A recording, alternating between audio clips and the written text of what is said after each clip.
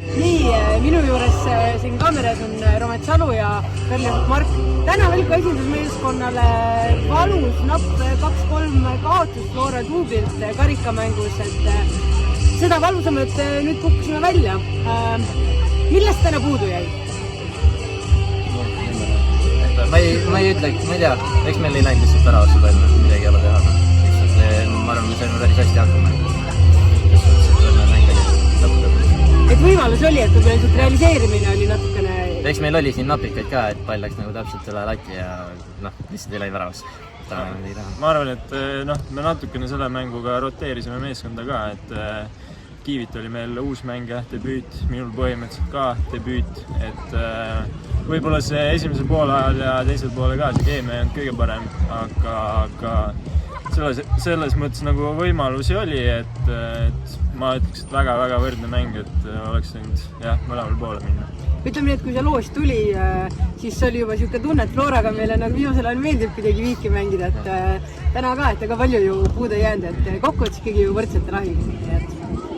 Et selles mõttes pea võib püsti hoida ja nagu me teame, juba esmaspäeval Flora tuleb meil uuesti küll, et saab teha vigade paranduse.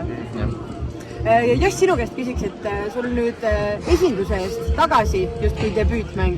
Mis närv oli enne sees ka, et nüüd jälle siin kodupubliku ees?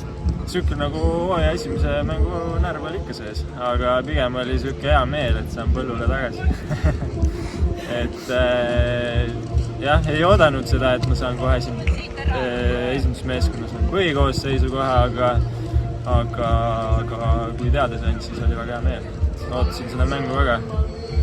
Väga hea. Romet, sinu käest küsiks, et sina tegid terve kohtumise kaasa kõik 120 minutit.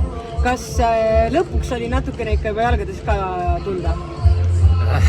Pigem oli, ses suhtes, et siin juba viimased, ma arvan, 10 minutit oli juba sääred oli krampis ja oli ikka raske. Ses suhtes, et tegelikult pani aurade pealt ikka lõpus.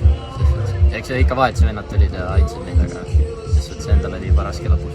No sul oli ju enne hooaega jalg kipsis, eks ole?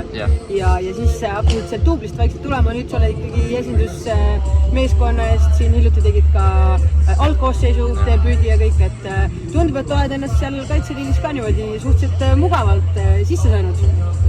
Jah, selles suhtes, et eks meil keskkaitses on ikka konkurentsi iga korralikult, et meil on Kala ja Tauna, aga täna on avaldis nagu võimalus ise mängida ja eks tuleb näidata ennast ka, et isegi kui karikamäng on.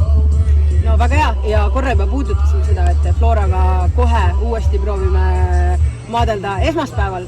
Mis on see asi, mida siit täna siis kaasa võtta selleks, et esmaspäeval oleksid meie meeste näod natukene rõõmsamad kui täna?